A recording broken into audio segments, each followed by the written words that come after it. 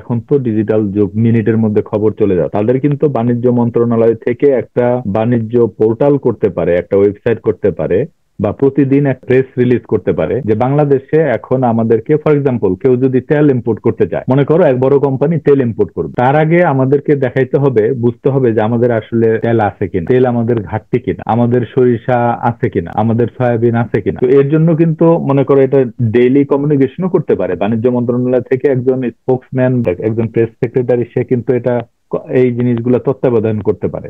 এই সারা বাংলাদেশে আগামীকালকে আমরা মনে করো 2 লক্ষ টন তেল, সরিষার তেল আমদানি করব, তো আসলে অবস্থা কি বাংলাদেশে? আপনাদের কাছে কেউ যদি কোথাও মজুদ থাকে কোন সরিষার, যদি আমরা এটাকে ইউজ করে তেল বানাইতে পারি, তাহলে তো আমাদের ইম্পোর্ট করতে হচ্ছে না। তাহলে আপনারা ইয়া করেন, আপনারা আগে আসেন, আমাদেরকে মেসেজ দেন, আমরা বসে এগুলোকে সমাধান করি, আপনাদের কি দরকার। তাহলে আমরা ইম্পোর্ট না করে ওই তেলটা দেশের মধ্যেই প্রোডাকশন করলাম, আমরা চাহিদাটা মেলালাম। এভাবে কিন্তু অনেক বড় বড় সমস্যার সমাধান করা হয়। আজকাল তো সবকিছুই ট্রান্সপারেন্ট, সবকিছুই মনে করো যে দলিলা। তুমি একটা জিনিস এই মুহূর্তে যেটা তোমার, তুমি 20 টাকা দিয়ে একটা ডিম কিনতেছো, তো এটা তুমি যত স্টেপ বাই স্টেপ পিছিয়ে পর্যন্ত গেলে, সূত্র পর্যন্ত তুমি যদি যাইতে পারো, তাহলেই তুমি পুরা চিত্রটা বের করে ফেলতে পারতেছি যে কোথায় কি তাহলে হচ্ছে, ঠিক না? ইজি তো, এটা তো এটা তো, ইজি। এটা ইজি, হ্যাঁ, রাইট।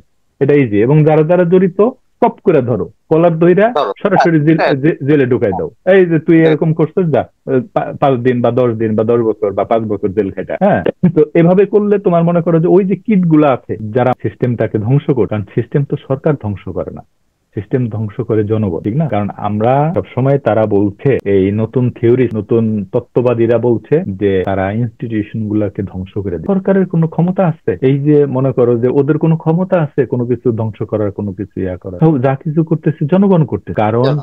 পুলিশ মনে করো যে জনগণের যে ক্ষমতা আছে, এটা তো 24-এর এই 5ই আগস্টই দেখাই দিচ্ছে। হ্যাঁ, জনগণের যে মেকানিজম কি, এটা তো জনগণ ইয়া দেখাই দিচ্ছে যে জনগণের কি ক্ষমতা আছে।